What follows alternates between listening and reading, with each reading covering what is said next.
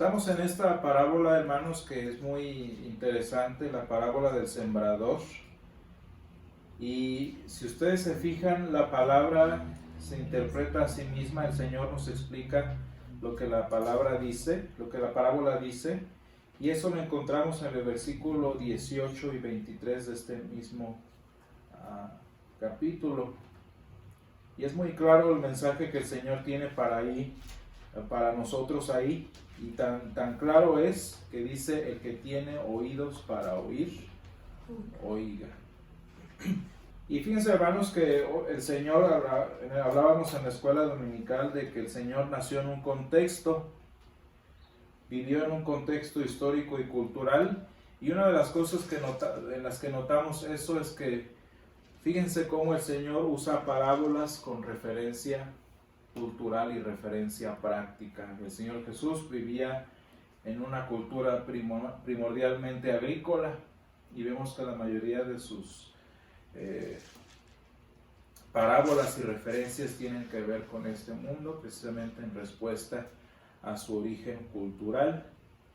Y hablando de esto, el Señor nos enseña con el mismo vocabulario agrícola que Él tiene un propósito de crecimiento para nosotros. Él tiene un propósito de crecimiento y madurez espiritual, del que el apóstol San Pablo nos llama después a la estatura del varón perfecto. Y en este día leímos la profecía de Isaías 55, leemos este pasaje, y en el versículo, y en Romanos 8 leemos el propósito que tiene el Espíritu con nosotros. Y vemos que el Señor quiere que este crecimiento que puede darse en nosotros sea a través del poder de su palabra. Y hermanos, es muy interesante ver en este pasaje, como lo vamos a estudiar el día de hoy, cómo a pesar de nuestra condición y de nuestra debilidad, de nuestras imperfecciones y todo lo que nosotros somos, todavía así el Señor nos tiene como objetos de su propósito, nos tiene como objeto de su plan de salvación para nuestro bien. Y dice San Juan 10:10, que en San Juan 10:10 el Señor Jesús nos enseña que su ministerio es para darnos vida y vida en abundancia. Vida y vida en abundancia. Entonces vemos cómo el Señor tiene un objetivo, y ese objetivo somos nosotros. Tiene un propósito, y eso es el darnos vida y vida en abundancia. Y esta intencionalidad, que esa es una palabra de vocabulario humanista actualmente, a mí no me gusta, me molesta mucho, pero podemos robarnos su vocabulario como ellos se han robado el nuestro. Esta intencionalidad que tiene Dios para nuestro bien, la podemos ver en San Mateo 13, que es la parábola que estamos estudiando el día de hoy.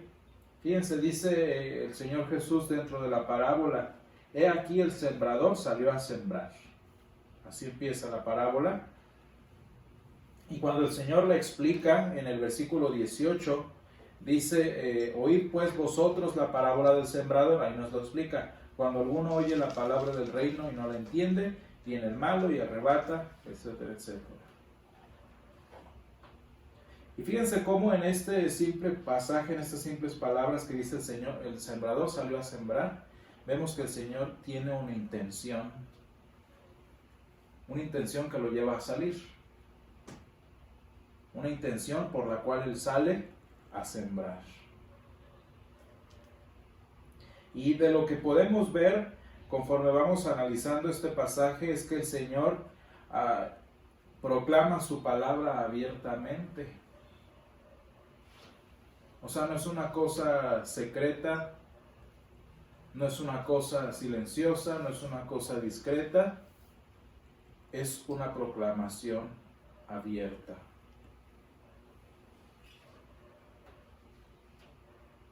Y ahora, si nos ponemos a pensar en el contexto de lo que tiene el Señor en mente, y nos ponemos a analizar el propósito de un sembrador, pues es obvio que aquel que siembra es porque lo hace buscando un fruto. ¿Verdad? Y esto es lo que hubiera entendido la persona normal. ¿Para qué sale un sembrador a sembrar? Pues para obtener el fruto de la siembra, lógicamente. Y cuando nosotros vemos la intencionalidad del Señor a través de su palabra, cuando ese día, sin más razón, salió a predicar a orillas del mar, ¿para qué salió Jesús a predicar a orillas del mar? Pues para tener un fruto. Pero además de esta intencionalidad y de esta obviedad que estamos viendo aquí, también es interesante ver cómo nuestro sembrador de esta parábola hace una cosa diferente, hace un gesto muy poco común. Vaya, hasta antinatural para un sembrador, por así decirlo. Cuando nosotros nos situamos en un contexto agrícola, en este tipo de contexto de sembradío, ustedes saben que una semilla tiene un valor. Cada semilla tiene precio, porque esa semilla se va a convertir en la determinada planta que produce. Y ustedes saben, el grano es muy importante. Pero curiosamente, cuando nosotros analizamos un sembrador normal y el sembrador de aquí de la parábola, fíjense cómo un sembrador no desperdicia semillas.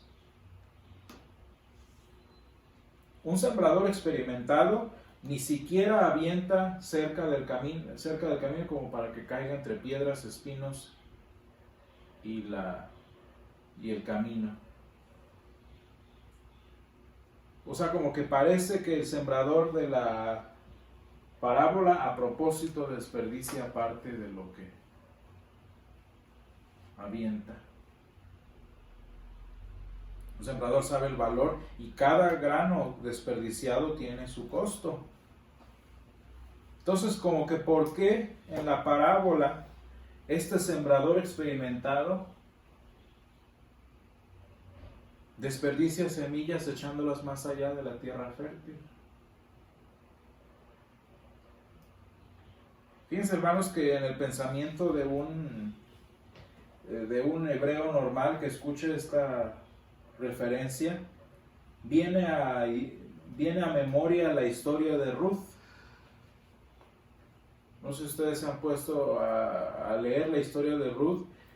Boaz y sus trabajadores a propósito empiezan a desperdiciar grano.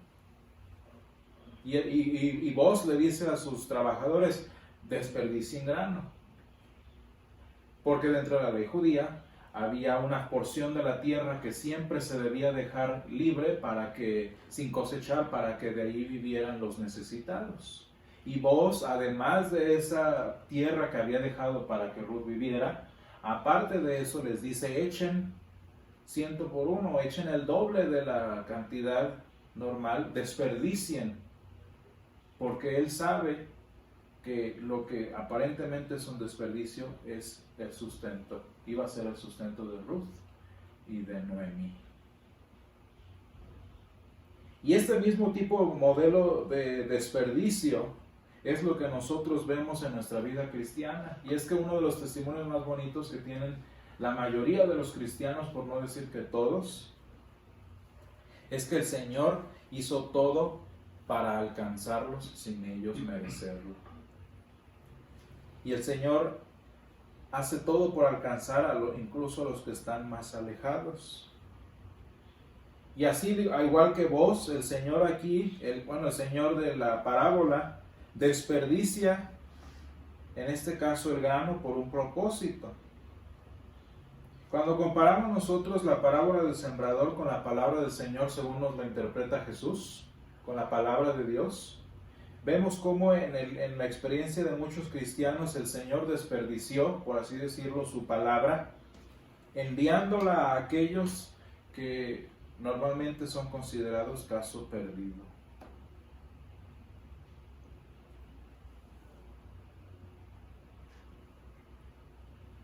Porque incluso esas personas que son caso perdido, que están más allá del camino, de la tierra fértil, los que viven pisoteados por su vida, los que viven agobiados y ahogados por sus circunstancias, incluso ellos merecen por amor recibir la palabra de Dios. Hay muchas personas que nosotros conocemos y nosotros mismos en nuestro pasado que vivieron pisoteadas por la vida, como nosotros decimos coloquialmente, pisoteados por los pisotones de la vida. Y es gente pues que ha aprendido o que creció prácticamente acostumbrándose a vivir en el suelo. Pues así soy, ni modo. A mí me tocó el ser el pisoteado. Y vemos cómo en muchos de esos casos el Señor por su mensaje los termina levantando. Dice la profecía de San Juan Bautista que todo valle sea alzado y todo monte sea bajado. Es decir, todas las personas que han aprendido, que han crecido estando pisoteadas por la vida, como un valle, planos por los problemas de la vida, esos valles sean alzados. Y eso es lo que el Señor hace. También hay muchas personas que vienen de un pasado difícil, que vienen de una situación de vida difícil, asfixiados ahora sí por la culpa.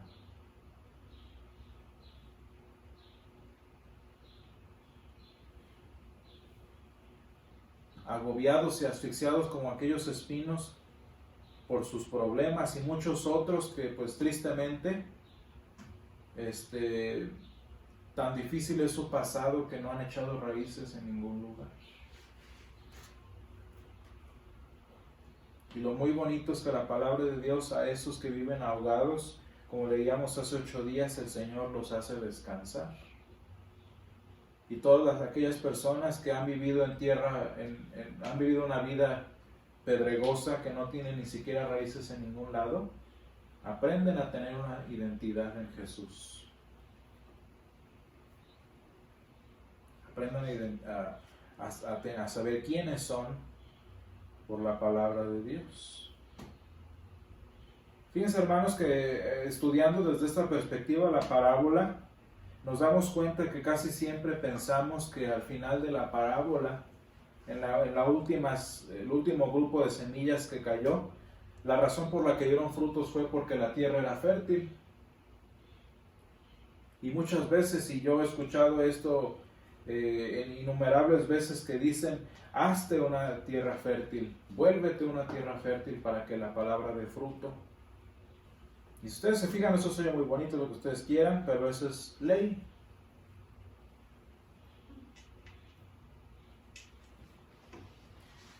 Entendiéndolo desde esta perspectiva, que desde una perspectiva humana, legalista, la única razón por la que el último grupo de semillas dio fruto fue gracias a que la tierra era fértil.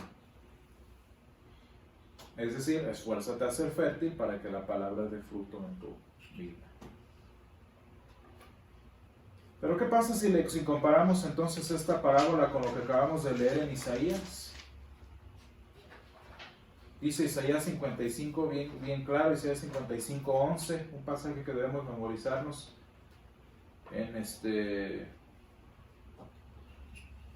dice desde el 10: porque como desciende de los cielos la lluvia y la nieve, y no vuelve allá, sino que riega la tierra y la hace germinar y producir, y da semilla al que siembra y pan al que come, así será mi palabra que sale de mi boca.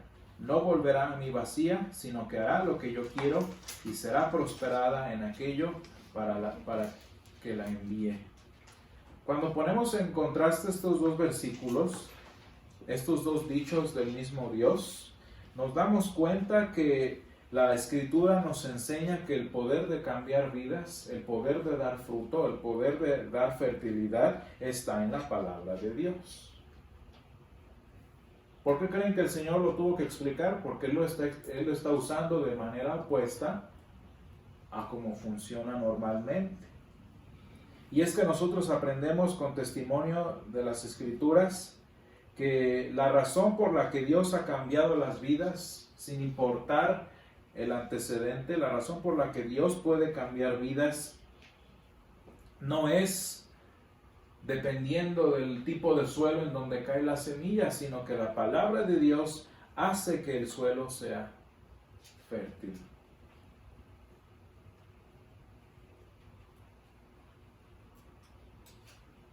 La palabra de Dios, según nos enseña Isaías, tiene el poder por sí misma de crear tierra fértil. Fíjense cómo, volviendo a la parábola, es la semilla la que da fertilidad a la tierra y no al revés. Y de hecho, cuando el Señor nos explica más adelante la parábola, Él nos enseña que en las 3 ocasiones en las que no hubo fruto, no fue debido a la semilla, sino fue debido, como nos enseña y como nos lo explica allí, al rechazo de la voz de Dios. Fíjense cómo todo esto se vuelve más claro cuando comparamos el poder de la palabra de Isaías, la referencia del sembrador en San Mateo, ahora con San Pablo en Romanos 8. El apóstol San Pablo nos habla de vivir conforme a la carne, de eso de vivir esclavizados a los deseos de la carne. Y si ustedes lo ponen las 3 parábolas en perspectiva, la razón por la que la palabra no dio fruto en los otros terrenos fue porque las personas viven de acuerdo a la carne, que rechazan la palabra de Dios. Y si lo ponemos en el ejemplo de nuestra vida personal o de la vida de muchas personas, es increíble ver cómo en lugares en donde se ve que todo está perfecto, que es el perfecto campo, todo está bonito, todo está preparado para que haya mucho fruto,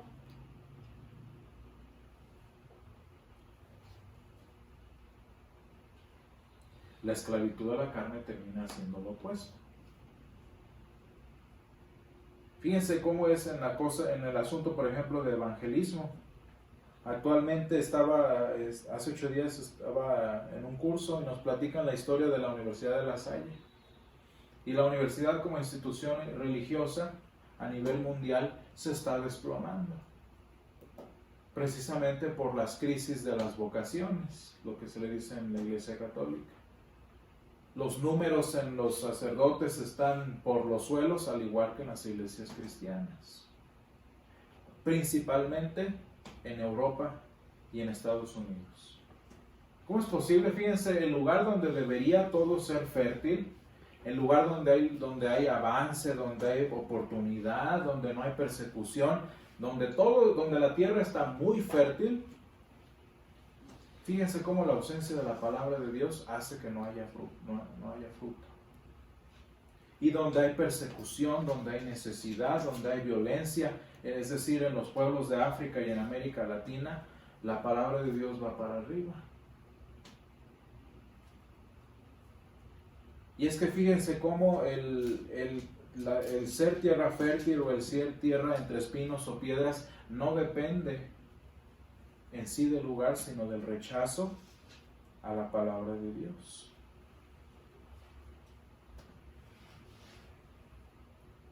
En nosotros mismos, como en nuestra vida personal como cristianos, muchas veces, fíjense, a pesar de que el Señor nos da constantemente en su palabra promesas y consuelo, a pesar de que nuestra vida cristiana debería ser esa tierra fértil en donde aparentemente todo debería dar mucho fruto, la esclavitud de la carne termina, obviamente, pisoteando y hollando toda esa palabra. El apóstol San Pablo refiere a esto como el espíritu de esclavitud. El Señor me da promesas, el Señor me da su palabra tiene el poder de crear fruto, su palabra tiene el poder de dar la fertilidad a la tierra, y aún así, por el espíritu de esclavitud, mi vida y mi rechazo termina hollando la semilla de Dios.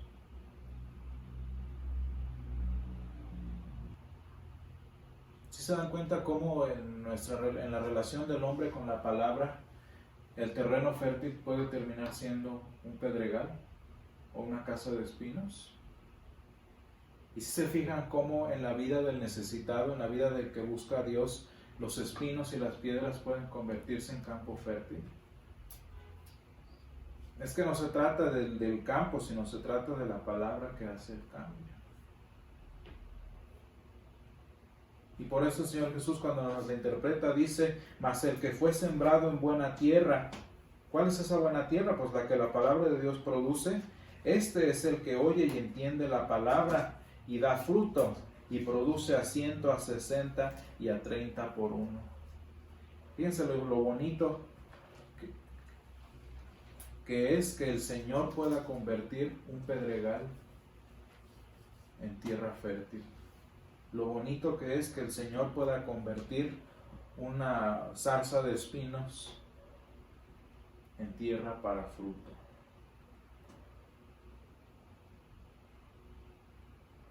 Y lo triste que es también que nuestro pecado, que nuestra esclavitud a la carne pueda convertir un campo fructífero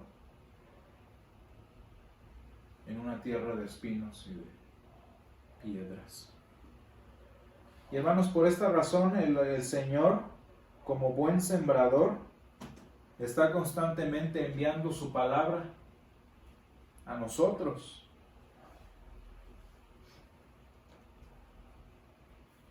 El Señor le está enviando. Parece que se desperdicia, parece que no tiene ningún resultado, parece que no da fruto, pero el Señor la sigue enviando.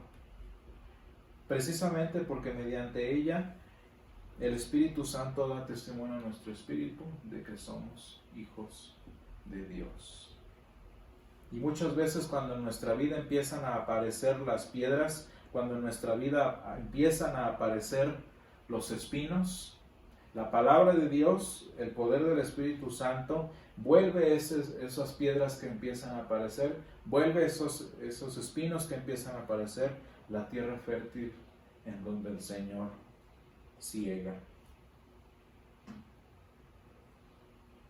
De manera, hermanos, que cuando los pisotones de la vida, cuando las piedras o los espinos de nuestra debilidad, de nuestro espíritu de esclavitud comiencen a ahogar nuestra esperanza.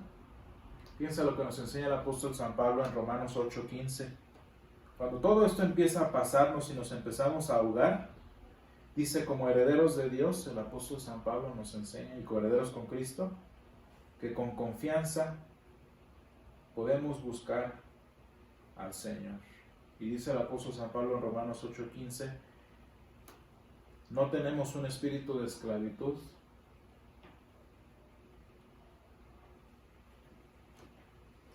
dice Romanos 8:15, porque no tenemos un espíritu de esclavitud para estar otra vez en temor, sino que habéis recibido el espíritu de adopción por el cual clamamos Abba Padre. Y así, hermanos, cuando empiecen en nuestra vida a aparecer pedregales, empiecen a aparecer espinos, nosotros no tenemos un espíritu de esclavitud, sino un espíritu que nos enseña a decir Abba Padre. Oremos, hermanos, para que el Señor